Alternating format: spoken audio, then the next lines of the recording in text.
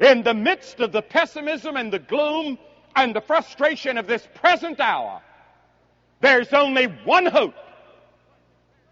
And that hope was expressed by Jesus Christ when He said, "If I go and prepare a place for you, I will come again."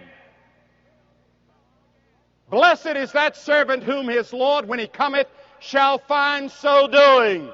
Now the Lord is coming, Christ is coming, and the temptation of many Christians is to say, "I'm going to sit down and take it easy and wait for the coming of the Lord." Well, I want to tell you, when He comes, you may be left behind. You remember the 5 foolish virgins in the story Jesus told about? They thought the Lord had waited and waited and waited, and they got a little tired. The oil in their lamps was gone. When He came, they were left behind. The Bible says, "Blessed is that servant whom his Lord, when He cometh, finds so doing." If I knew that Christ was coming tomorrow, do you know what I'd do?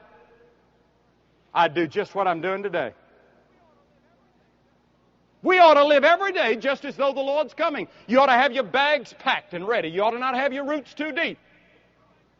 You ought to not have too big a bank account to worry about. That's the reason the Bible says we're to give to the poor, and we're to give to the church, and we're to give to Christian work.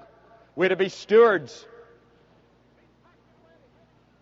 Be packed and ready. Ready to go. Working. Winning others to Christ. Witnessing for Christ.